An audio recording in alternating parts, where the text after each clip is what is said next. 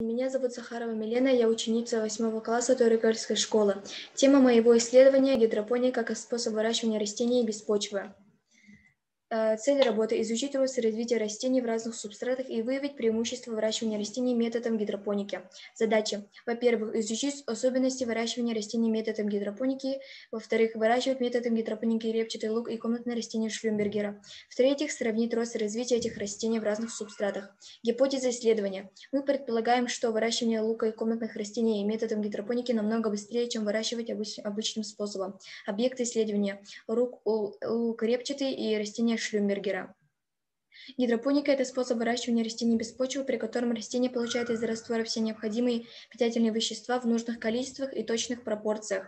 В качестве субстрата выбрали мох, так как он обладает хорошими положительными свойствами. Мох воздухопроницаем, водопроницаем, влагоемок, корни в нем хорошо удерживаются и увлажняются. Для заливки в установку мы заранее приготовили 2 питательных раствора Алта и Билу. Для приготовления раствора соль берется в определенных пропорциях. Концентрация питательного раствора должна быть в пределах 1,5 грамм минеральной соли на 1 литр воды.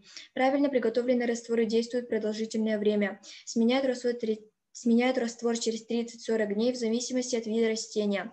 В зимнее время должен преобладать калий, в весенне-летний период азот. Приготовили растворы согласно этой таблице.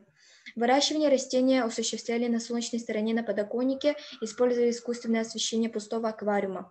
В течение 10 дней с 29 октября по 7 ноября этого года мы выращивали растения в гидропонной установке на разных питательных средах.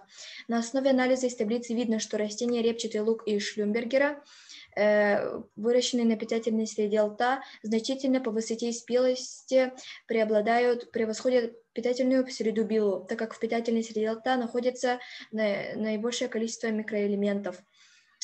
Таким образом, исследовав данную тему, мы пришли к таким выводам. Во-первых, гипотеза нашего исследования подтвердилась, то есть мы доказали, что методом гидропоники можно вырастить растение намного быстрее, чем обычным способом. Выращивание репчатого лука и комнатного растения Шлюмбергера методом гидропоники не требует никаких добавочных удобрений и подкормок. Нам не требуется ни земля, ни подкормка, ни рыхление почвы, растение будет чистым. Выращивание на гидропонике можно осуществлять круглогодично. Сейчас мы начали выращивать методом гидропоники пищевую зелень в условиях школы. Спасибо за внимание, у меня все.